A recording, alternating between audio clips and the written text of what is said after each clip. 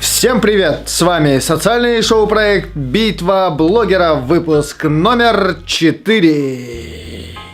В прошлых выпусках мы с вами посмотрели и познакомились с нашими участниками, а также узнали, какая им роль досталась. Примерить на себе роль структурного подразделения окружной администрации или муниципального учреждения.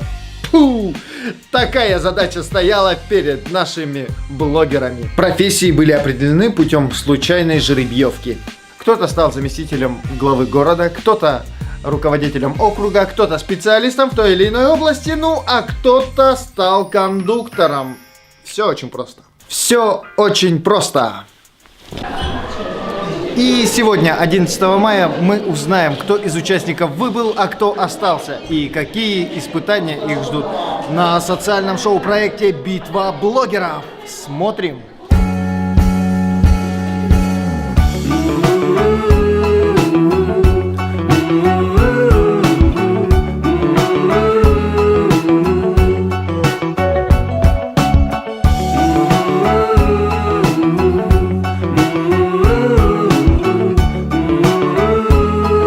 Просто вброс, что мы есть, что мы существуем и что нам с вами знакомимся, нужно будет работать.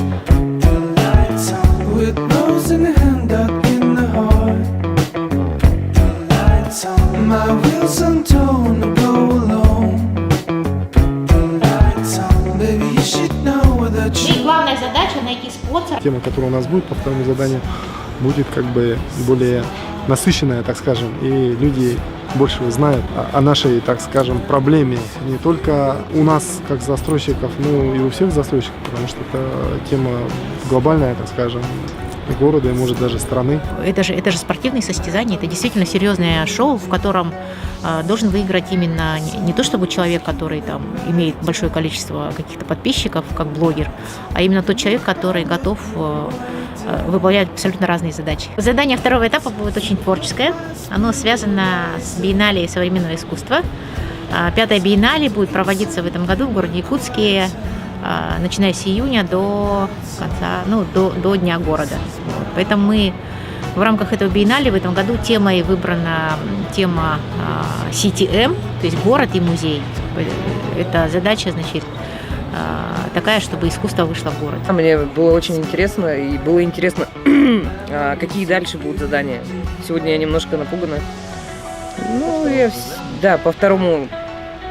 По второму этапу вот эти задания, которые мы сегодня получили, они меня немножко настораживают. Потому что вот деревья посадить, тут кто-то уже хочет их там растоптать на машине, подлить яду, жуть. Главное, чтобы блогеры не ходили по головам друг другу, и тогда все будет нормально. Первый этап нормально было, просто у меня времени не хватало на этом. Я пропустила 2 задания. Сейчас буду на второй этап, буду все сделать, постараюсь не пропускать. Первый этап вообще легкий этап был, как сказать. Для меня этого ничего тяжелого не было. Я вот когда первый социальный проект был, создать что-то новое. Я мог придумать что-нибудь такое, как и все могли придумать, взять откуда-то. А у меня был проект еще зимой «Доброе топливо». Вот я его реализовал.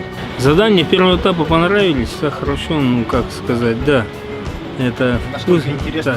Червячка заморол, сейчас жду большие задания. Да я до финала дойду, квартиру выиграю, продам обязательно. На самом деле, первый этап, действительно, задания были разнообразные. Задания из-за своей разнообразности, они берут на себя очень, много трудозатрат. Я вообще такой человек, который никогда не загадывает на будущее, то есть все могло произойти, да, то есть и все может произойти, все что угодно.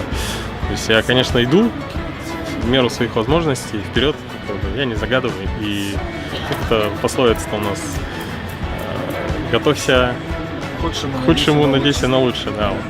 Мы сегодня подвели итоги первого этапа, которые дали, конечно же, свои результаты. И я думаю, что многие наши жители города, и не только нашего города Якутска, но и республики, ощутили, увидели. Самое главное, что многие, например, акции, какие-то проекты, они вошли в массы уже не под эгидой битвы блогеров, а именно как инициатива наших жителей. Это такие вот прикольные флешмобы были командные, которым мы дали задание, да, спеть якутяночку. Команда номер 1, они вообще поразили, пригласили участников с разных стран. И это действительно очень здорово. Вот. Ну и самое, я думаю, что интересное для самих участников задания, это был один день из жизни мэрии, где по жеребьевке наши участники стали кто дворником, а кто заместителем главы. И таким образом мы смогли тоже донести до всех, какую именно роль играют те или иные структуры, чем они занимаются, и, конечно же, решить какие-то вопросы. Ну и задание застройщика – это, конечно, святая святых. И самое главное, что этот вопрос, я думаю, стоит спрашивать не у меня, а именно у нашего генерального спонсора компании «Трансстрой», который, в принципе, можно так сказать, очень довольный прохождением нашего проекта, так как все-таки были какие-то сомнения, но они поверили в нас, поверили в участников и предоставили такой шикарный приз, за который, конечно же, не грех побиться.